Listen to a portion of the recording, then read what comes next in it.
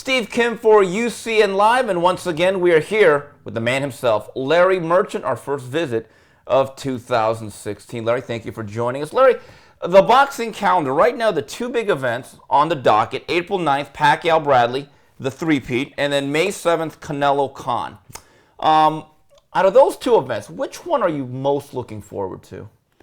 Well, Canelo-Khan has a kind of a sizzle to it. You are intrigued. Yeah, and of course the heavyweight Luis Ortiz will be on the card, and he's the kind of heavyweight that you want to see every time he's out there, even if he's shadow boxing. Mm-hmm. And but I'm also, after initially saying, "What's that about?"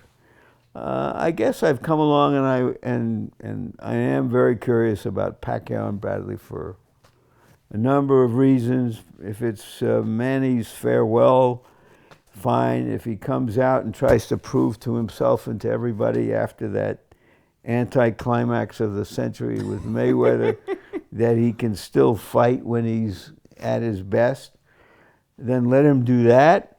And I'm curious to see it, and I'm also curious on that card to see Ramirez. Against Abraham. Yes, the Mexican super middleweight who I first caught in an undercard in Macau, and I said, whoa, who is this? And so I've been following his progress, and maybe he's the real thing. Larry, focusing in on Manny Pacquiao, number one, do you believe this is his farewell fight? And number two, if it is, how will you best remember the Pac-Man? Well, how can you forget that, he fought in that great era of Mexican featherweights. Mm-hmm. And what did he fight? 10 times against the four Barrera, Morales, Marquez. Yeah. Everyone was an event. There was electricity and the potential for thrills and drama in every fight. So that, and then of course, De La Hoya and the march upward and becoming an international celebrity. He's just one of those unforgettable fighters of his time. Mm-hmm. And so attention has to be paid. Mm-hmm. I want to see whether he still has the will to perform at his at the highest level he can at this stage. Larry, be honest, putting aside your own politics and your own beliefs, do you cringe at some of the stuff Manny Pacquiao has said recently? I don't cringe. I just think it's unfortunate that there have been a few times along the way where, and why wouldn't there be when the guy's in the spotlight for 15 years, where he has said a few things that were, according to our ideas, kind of dicey. But he's got to not only confront a jury of his peers in the fight, he's got to confront a jury of his peers on an election to run for the Senate. So they will determine whether his belief system is their belief system. Well, Larry, you've been covering athletes for years. Is that the other thing that we are overlooking? He's not American. He's running for office in the Philippines. They have a set of beliefs that's different than ours in the United States. Do you think that is not being taken into account enough? Well, in this particular situation, with his homophobic remarks, sure. But that's always true of every athlete that comes from different cultures, including different cultures within our country. There are a lot of athletes who think like Manny Pacquiao does about sexuality, but they don't broadcast them. And they're not also running for office, which I think is very intelligent. Larry, what did you make of Tim Bradley's knockout over Brandon Rios, who seemed to be a dead man walking that night? And how much do you really put into the Atlas effect? Well, I think that, Teddy helped him on that night, but against a fighter who you can help somebody against, just as Manny launched his comeback after getting knocked out, also with Rios, and won every minute of every round. But Bradley is an intelligent fighter, and he came to that point in his career where he felt he had to hear a different voice, and maybe he has to fight in some different way, and maybe Teddy can help him. Going to May 7th at the T-Mobile Arena in Las Vegas, Canelo fights Khan. This will be fought at a catch weight of 155, which people are derisively calling the Canelo weight.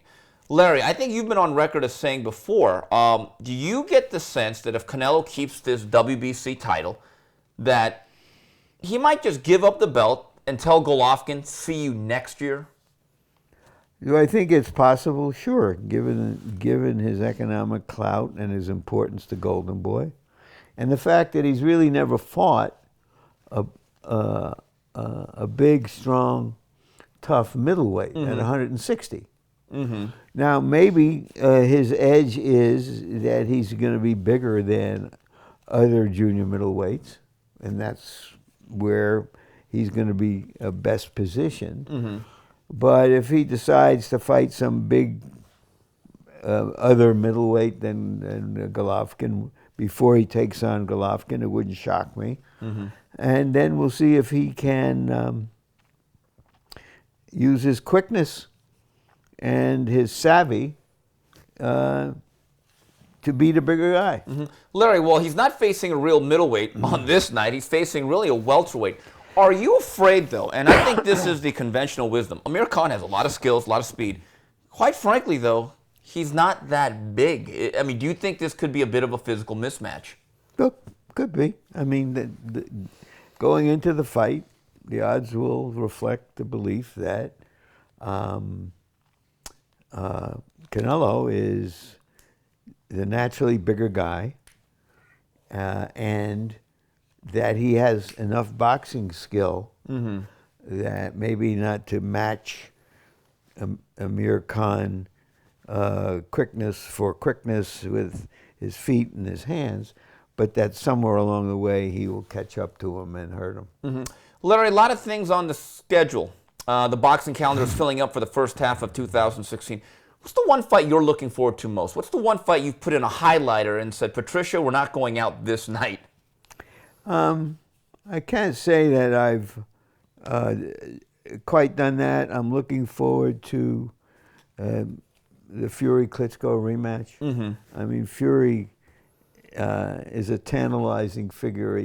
He seems to have come from some undiscovered tribe of boxer fighters. Well, he is a gypsy. He is a gypsy. That's the point. Where did this happen? Where did he come from? Whoa! Who knew that this existed? And later on, Kovalev Ward. Kovalev, I just think, is a monster. You might have to go back to Michael Spinks for a light heavyweight that good. Whoa! Really? Okay. But Ward, when you can get him into the ring, has the kind of skills and talent that might be able to neutralize him. April 23rd at the Forum in Los Angeles, Gennady Golovkin takes on Dominic Wade. Larry, here's my take. I think Golovkin, unfortunately, is in a bit of a holding pattern. I've never seen, at least recently, where other champions are being offered incredibly lucrative deals, simply don't want to get in the ring with this guy. Do you think 2016 will be a year where he has to be basically patient once again? Might be. Is he too good for his own good? Given what might be a ceiling on how much economic clout he has. Meaning he hasn't proven that he's a pay-per-view fighter.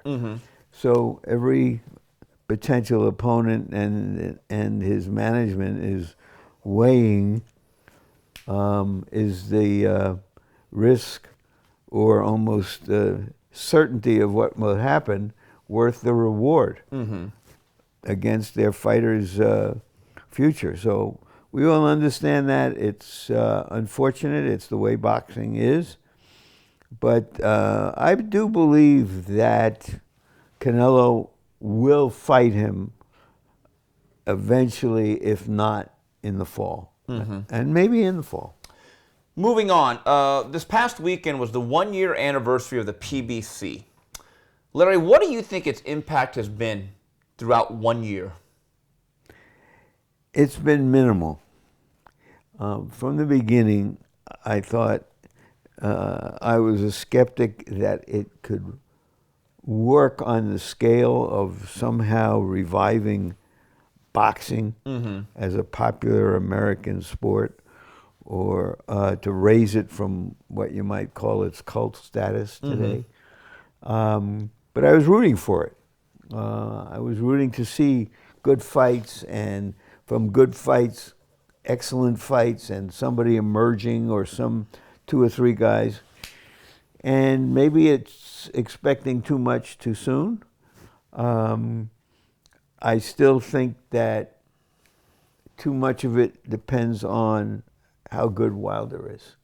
I mean, if you get out of all of this a Wilder, and if Wilder turns out to be a true heavyweight champion, then maybe it all pays off, and maybe it has a kind of revival effect. Larry, they've inundated the market, and they've almost flooded it with a lot of shows. Do you find yourself skipping more and more of their broadcasts, or boxing in general? Or not even knowing that it's there. That said, you know, I'm still looking forward to seeing what they're going to do with Jacobs. He had this sensational victory, and just seems to have vanished from any discussion, even the middleweight. I am kind of curious about Thurman and Porter, if they can finally get them into the ring. There are some good fighters there, and we just don't know how good they are. Okay. That's part 1 with Larry Merchant. We come back. We talk about other things going on in the sport of boxing.